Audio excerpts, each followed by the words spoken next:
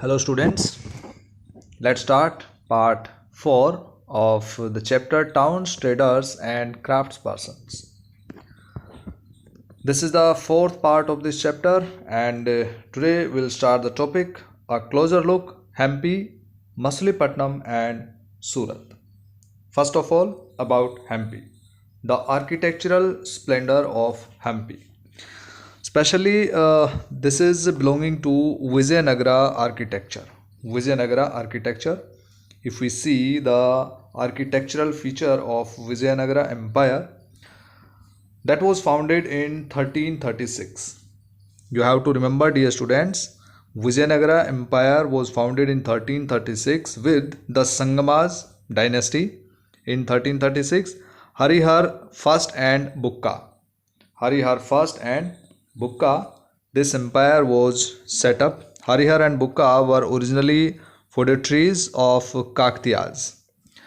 Vijayanagara architecture, the important temples are Vitthal Swami and Hazara, temples at Hampi, Varadraja and Ekambarnatha, temples at Kanchipuram, and Parvati temples at Chidambaram. These are the main temples, and the stories of Ramayana, Mahabharata were inscribed on the walls of the temples. It is Vitthal Swami and Hazara Ram temple. They issued gold coins called Varahas and pagodas with the incarnation of Vishnu. This was about Vijayanagara architecture. So let's study further. The magnificent ruins at Hampi reveal a well fortified city. No mortar, the features were no mortar or cementing agent was used in the construction of these walls, and the technique followed was to wedge them together by interlocking. You can see in this figure a view of the watch tower through a broken wall of enclosure of Hampi. This is the interlocking system. Here, this is the stone or brick like this, then this one like this one, and then so these are interlocking systems. So in this way walls were very strong and built with the magnificent features. A fortified city. Here one description is given. This is how a Portuguese traveler Domingo Paes described Hampi in the 16th century. At the entrance of the gate where those pass who come from Goa. This king has made within it a very strong city fortified. Fortified means surrounded by a big and strong wall with walls and towers. These walls are not like those of other cities but are made of very strong masonry such as would be found in few other parts, and inside very beautiful rows of buildings made after their manner with flat roofs. So this is the description given by Domingo Paes. During their rule, Vijayanagara rulers, for example, of Sangamas dynasty, Saluva's dynasty, Tuluva's dynasty, like Veera Narasimha or Krishna Devaraya, right? And Aravidu's dynasty.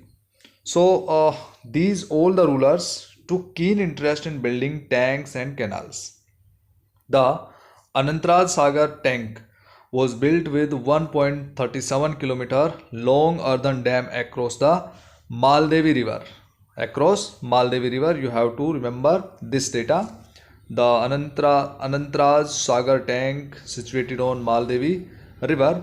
Krishna Devaraya, about which we have discussed, Krishna Devaraya, who ruled, you have to remember, 1509 to 1570, 1509 to 1529.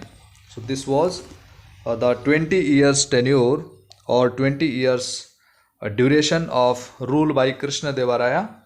He built a huge stone embankment between two hills to create a massive lake near Vijayanagara, from which water was carried through aqueducts and channels to irrigate fields and gardens. So in this way the irrigation system was developed with the help of canals and supplying channels. in Vijayanagara Empire. The architecture of Hampi was distinctive.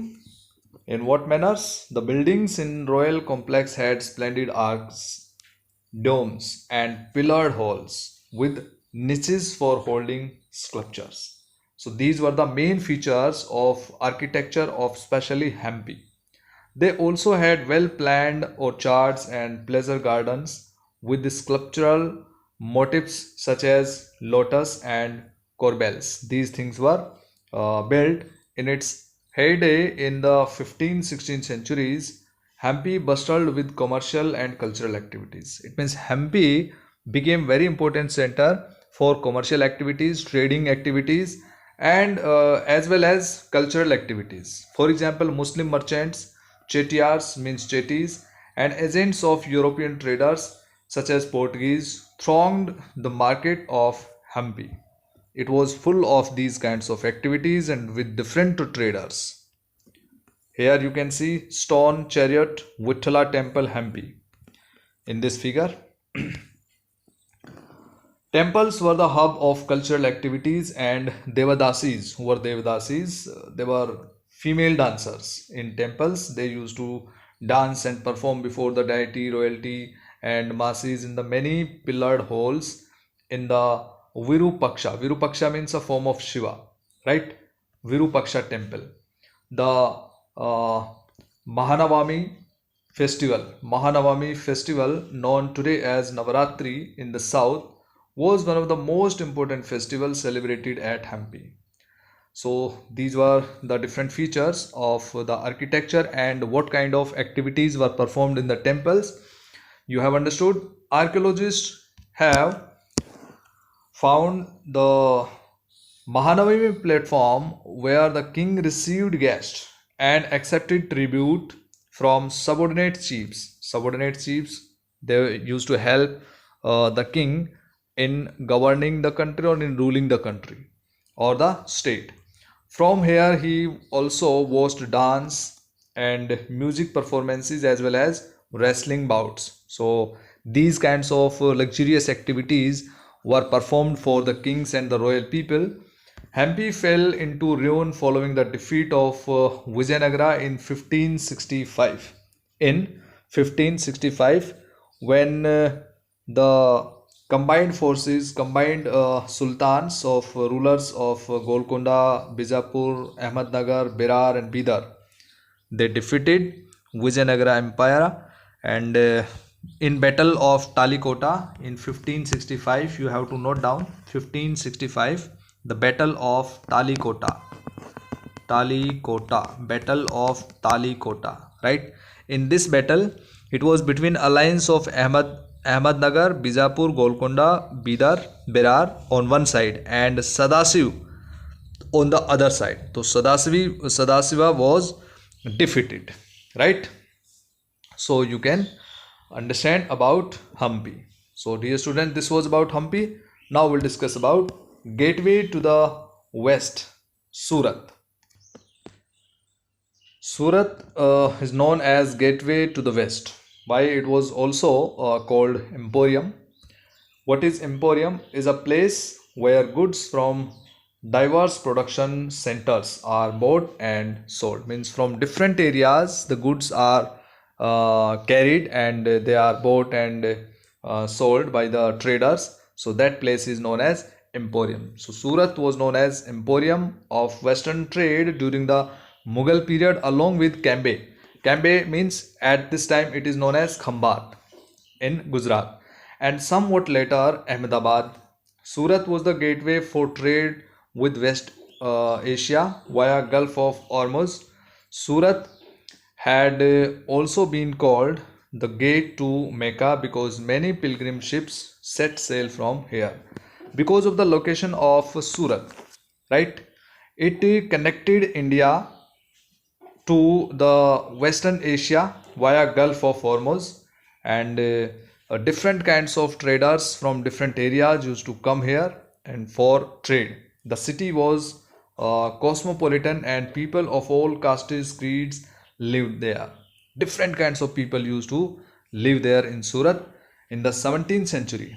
if you talk about 17th century 1600 to 1700, the Portuguese, Dutch and English had their factories and warehouses at Surat. It means Surat became the center of the major European power.